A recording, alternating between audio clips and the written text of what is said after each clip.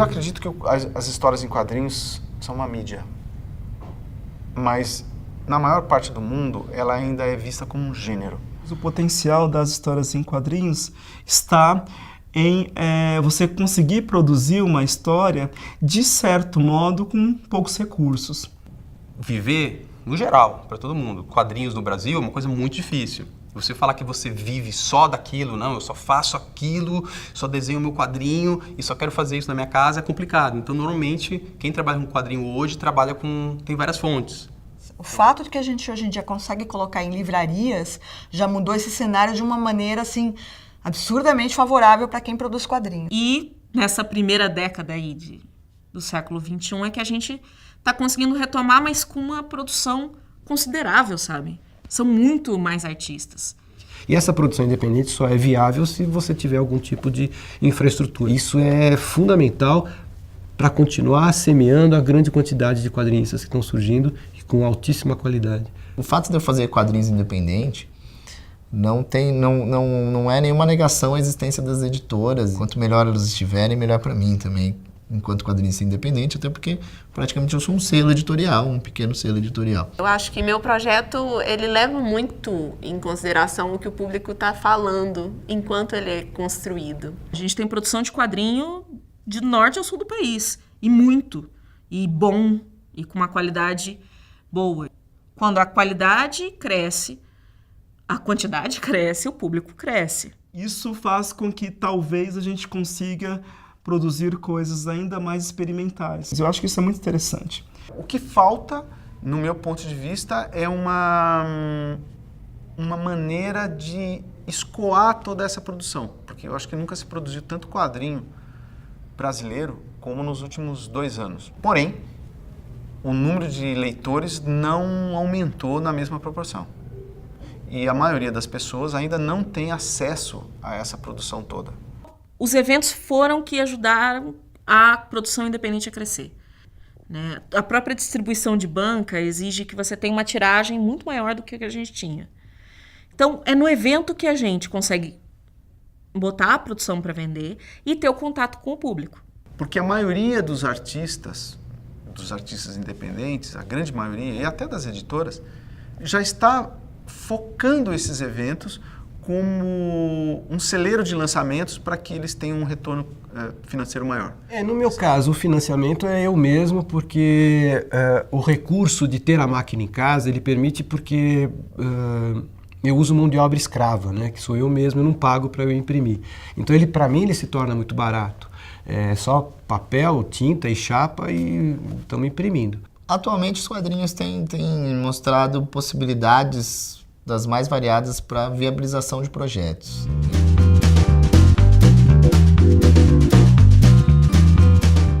E tem, óbvio, as iniciativas públicas, né, como o PROAC, mas antes o Ministério da Cultura também comprava uma quantidade grande de quadrinhos para distribuir nas escolas. E quando o próprio Estado tem uma quantidade grande de produção de quadrinhos, o independente segue. Eu considero que esse edital, o PROAC, assim como outros, ele é muito importante para quê? Para que a gente tenha autores, tanto da área de design, ilustração, para que esses autores produzam quadrinhos e tenham algum retorno disso um pouco mais imediato, não é? Eu já trabalhei com edital, já trabalhei com crowdfunding, né, financiamento coletivo, já trabalhei financiando meu próprio projeto do bolso, já trabalhei com quadrinho que foi financiado com publicidade e também com quadrinho feito para editora.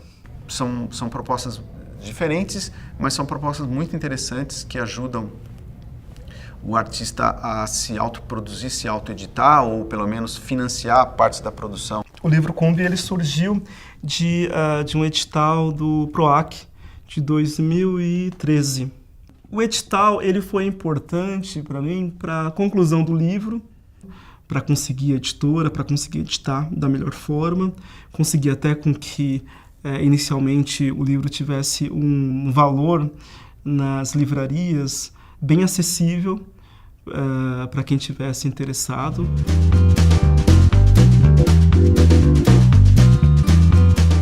O processo de financiamento coletivo ele é muito, muito bom e tem um potencial muito grande, mas ele é muito desafiador. Tanto porque você tem que produzir tudo. Então, hoje eu faço o projeto, eu vou cuidar da produção do meu livro, vou acompanhar a impressão do meu livro, eu fiz todos os orçamentos, eu sou minha assessoria de imprensa. E eu tive o prazer de fazer um crowdfunding, acho que no boom do crowdfunding no Brasil, que foi mais em 2013, que foi quando o Catarse ficou mais conhecido, que foi a plataforma que eu usei na época. Então, vários projetos foram financiados e de lá para cá, mensalmente você tem aí uma média de 20 projetos. Quando eu entrei, eu acho que eram 5 projetos na época que eu entrei. Tem muito leitor que vai apoiar um crowdfunding e às vezes ele não entende direito, ele acha que ele está fazendo uma compra, está participando de uma pré-venda. Não é isso, né? Ele está apoiando a existência daquele projeto. Sem o apoio dele, o projeto não vai existir. A pré-venda, o produto já existe. Ele só está comprando antes de todo mundo.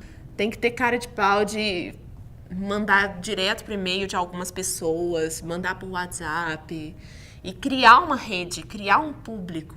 Tem que ter uma certa manutenção, você tem que estar em várias redes e tem que cuidar daquele público, porque senão ele vai embora. Exige muito, a pessoa tem que ser muito responsável, porque você não tem chefe, não tem alguém te cobrando, então você tem que ter essa responsabilidade de cumprir os prazos, de estar sempre informando o que está acontecendo. Mas quando você está fazendo aquilo, parece que você está enchendo o saco de milhões de pessoas, e não é bem assim. Todo mundo que eu conheço diz que é uma loucura. Quando acaba o processo, tá todo mundo querendo se matar, cortar os pulsos, morrer, dizendo que nunca mais vai fazer aquilo, mas em seguida você já viu o pessoal, eu tô com uma ideia, vamos lá, vamos fazer de novo. Então eu acho que eu vou gostar disso, eu adoro essas coisas de sofrimento, assim. Um dia eu estava com a minha esposa, era um projeto monstro, né, que foi minha primeira graphic novel. Era um projeto relativamente caro, porque era uma produção que envolvia algumas escolhas editoriais, assim, que não eram tão comuns, assim. Então, uma editora, se eu apresentasse o livro na editora, provavelmente nenhuma editora ia comprar essa ideia. E aí a gente estava pensando quanto que valeria a pena colocar no projeto caso não fosse financiado. O projeto entrou numa segunda-feira, logo após o carnaval, se eu não me engano, e em 26 horas o projeto foi financiado, assim, foi praticamente de um dia para o outro. E foi assim, boom! Ninguém sabia que aquilo podia ser feito. Um dos grandes méritos da internet, que está dando um boom para os quadrinhos hoje em dia, é exatamente o fato de que ela barateia o custo de produção. Primeiro que você chega no leitor sem depender de uma distribuição.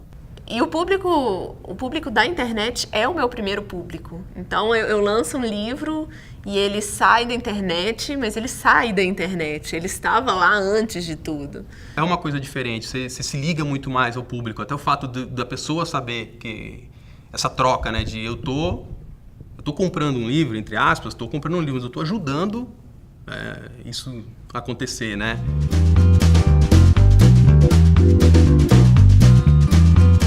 O webcomic também é uma outra forma de viabilização quando você pensa que já tem gente começando a entrar naquele tipo de financiamento que é o leitor financiar a existência do site, né? A existência daquela produção. Eu espero muito que isso se expanda, né?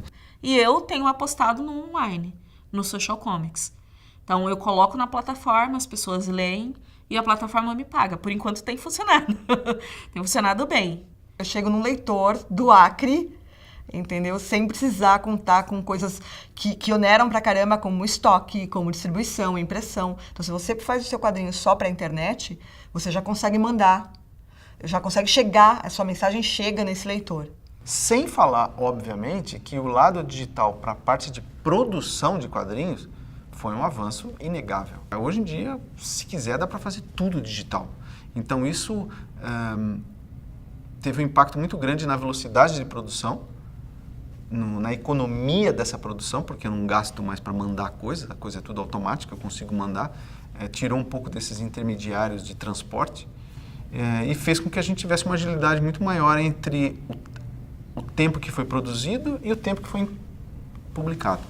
O Lise Bordello eu comecei colocando online, então ele tem uma produção praticamente totalmente independente. E depois que eu tinha uma quantidade de páginas, eu procurei uma editora. Né? É legal ver ter um material impresso, mas ele já funciona muito bem na internet. Com a Spunk, a gente foi contratada para fazer uma história, e Pagu Comics, que também foi contratada, mas ele é direto só para a internet. Ela pode vir a virar um material impresso, mas a princípio ela é um selo exclusivo, é um material exclusivo para Social Comics, o que é muito legal.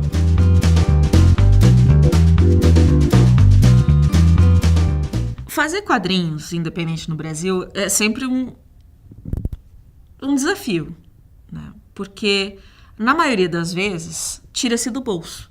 Tem artistas muito bons, interessados em fazer quadrinhos, mas como tem que pagar as suas contas, etc. e tal, vai para o mercado mais vantajoso e de retorno mais imediato, que é, por exemplo, a ilustração ou a propaganda. Eu gosto muito da ideia de produzir workshops porque eu prefiro até do que dar cursos mais formais, ser professor de quadrinhos, porque o quadrinho é um processo muito solitário.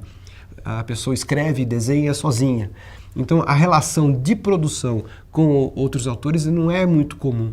E num workshop você acaba trabalhando em coletivo. No Brasil de 2016, a gente pode fazer hoje uma história de terror, ao mesmo tempo uma história de faroeste, uma história de selva, uma história infantil, uma história erótica, história religiosa, história de fantasia. Então a gente pode fazer qualquer tipo de história, porque a gente tem cenário, e a gente tem pessoas, e a gente tem histórias. Eu não sei, acho que o quadrinho tem muito potencial ainda também para ser descoberto. Talvez a gente ainda não tenha explorado toda essa potencialidade de contar histórias utilizando os quadrinhos. A gente tem que fazer histórias para todo tipo de pessoa, para toda faixa etária, classe social, sexo, etc., para que a gente consiga transformar o quadrinho numa mídia.